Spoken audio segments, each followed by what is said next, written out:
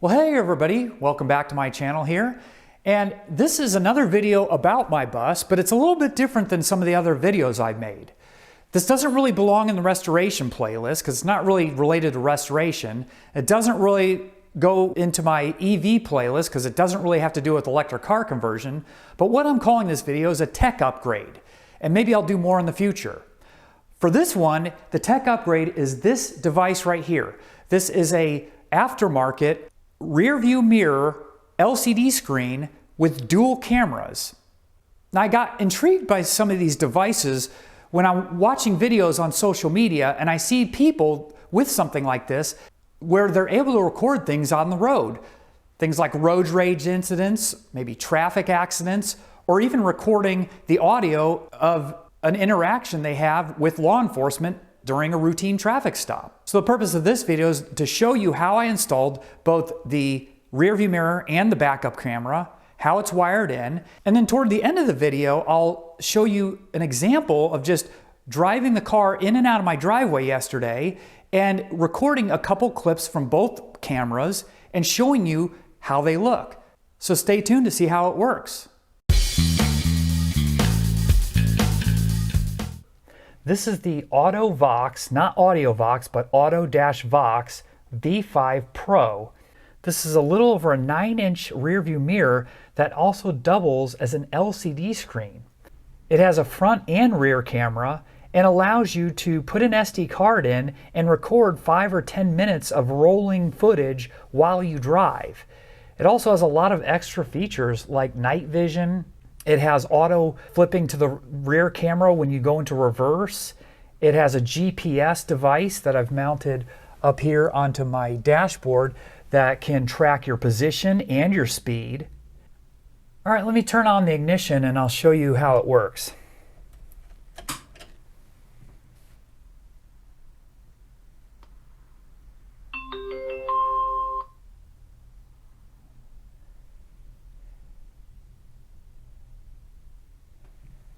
So as you can see, it automatically, when it starts up, it shows you the reverse camera. Not sure if I have it aimed exactly the way I need it yet, but there it is. After a few seconds, it will go into the automatic driving mode, which is to show like the GPS and the speed, and I'll show you that in a moment. And there's the kind of the default. It has kind of a compass and your speed. This is all hardwired. There's no batteries. It's all wired in the electrical system. And I'll show you the wiring in a moment. But I have it wired to my reverse. So I also have an LED in my dashboard. But when I put it in reverse, notice that it lights up there. At the same time, it puts it into the reverse mode, which has the lines. So I know my camera's not pointed right. It gives you kind of those distance lines. So if I put it in reverse, it automatically goes to the reverse camera. So the other thing I can do is I can go, and it's got soft buttons on it. One thing you can also do is click this button here. It's kind of like a cell phone button, and there's where it shows you a split between the rear camera and the forward camera, which is my workshop. So that's pretty cool. Like I said, this has the ability to put an SD card in the slot. As you saw, it warned me I don't have the SD card inserted, but everything can be recorded. All these videos from the front-facing camera can be recorded while you're driving on that SD card. It even has a feature to where if you crash, it can save.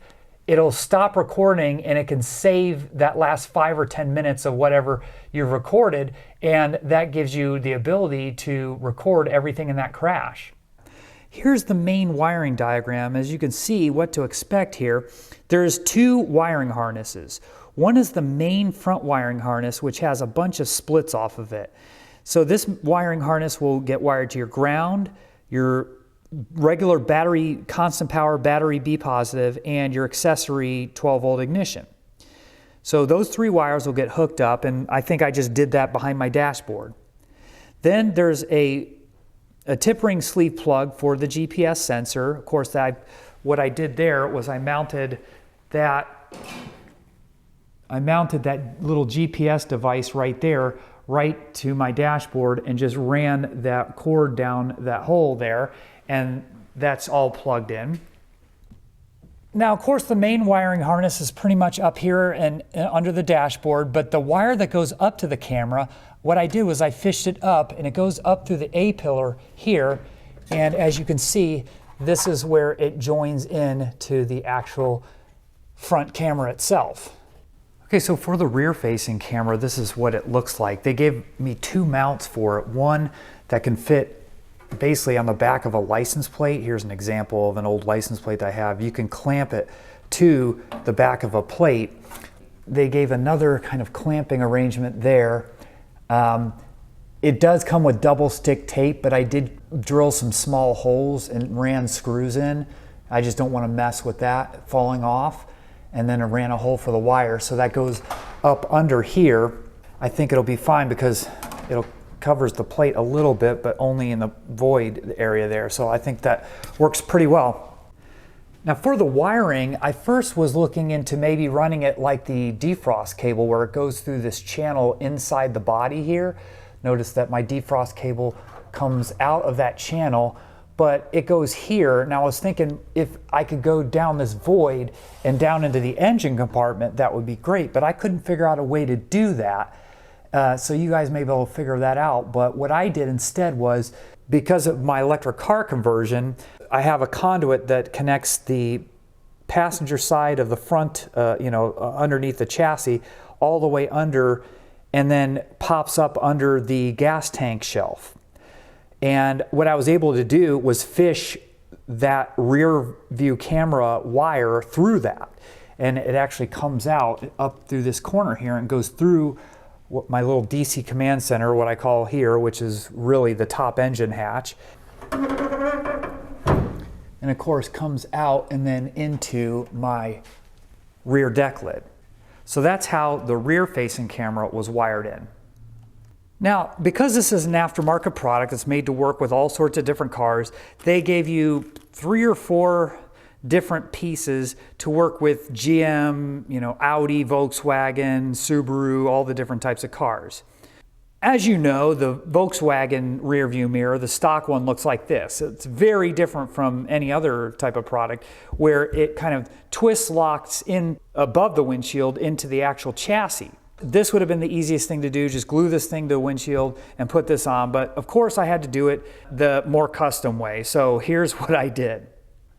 So the way I did this is I took one of my junk mirrors, and I took a chisel and a hammer, and I hammered around the casing here, and I basically broke out the casing and removed this whole casing and the mirror part. And basically, once you're done with that, what you're left with is this little swivel joint and a little plastic piece that also incorporates the tilt mechanism in it. So that black piece right there is what that looks like after you remove all the rest of the guts of the mirror and all that swivel piece and the spring-loaded clip for that. Well, then what I did was I also kind of cut all this vinyl wrap off because it gets kind of nasty and gross. And of course, I just take the raw aluminum arm and I just painted it white, as you can see. So what I did was I took the bezel and the little arm swivel mount off of the aftermarket mirror, and I made an actual aluminum piece that mimicked this 4-hole pattern off of that, and it had a little bracket coming off of it with some holes in it that I used to just custom mount it to the black plastic piece here. So it's kind of hard to see, but you can see those 2 screws are holes that I drilled in that plastic piece that bolt on to that custom little mount piece that I made for that aftermarket mirror. So that's how I was able to incorporate it onto the stock mirror.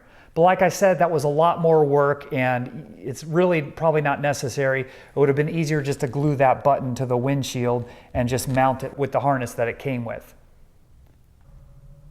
Well, every time I turn on my ignition and my camera starts up, I get the warning message that there's no SD card inserted. They don't provide you with an SD card, and they don't really give you much of any information in the instructions on what type to buy. I just went ahead and got a 64 gig card. It's the SanDisk Extreme Plus. It has a 90 megabit per second transfer speed. My guess is that should be more than enough to record at least 10 to 15 minutes of video in standard HD quality. So I'm going to go ahead and take this little micro SD card out, insert it into the device, and see if it then can start recording.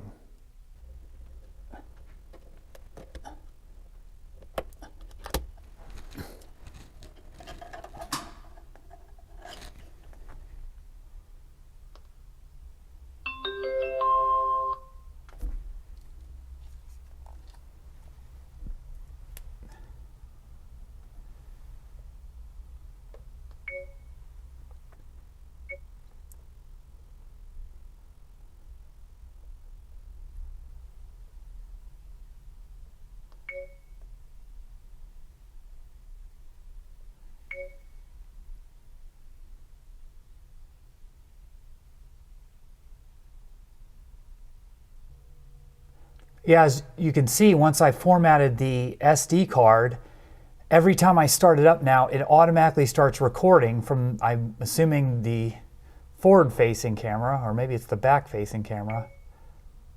If I stop the recording, I go to the play button. Yeah, see how these are all front files. So I can automatically just start playing any of these front-facing files that get recorded. Oh, I guess it records maybe both sides.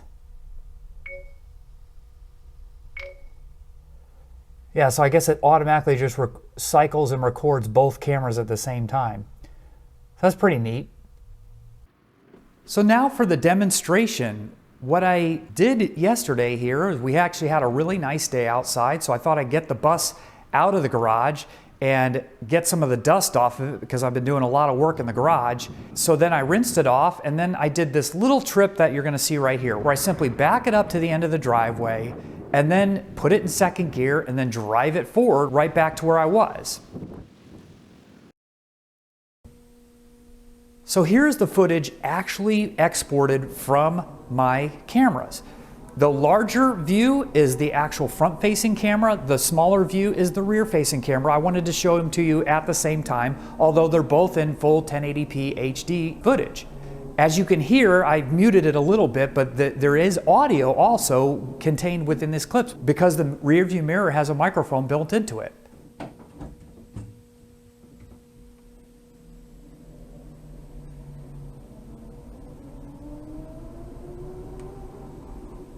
So that is the footage, and I hope you enjoyed this video. Links to the products like the AUTO-VOX V5 Pro and the SD card will be in the video description. Thanks for watching.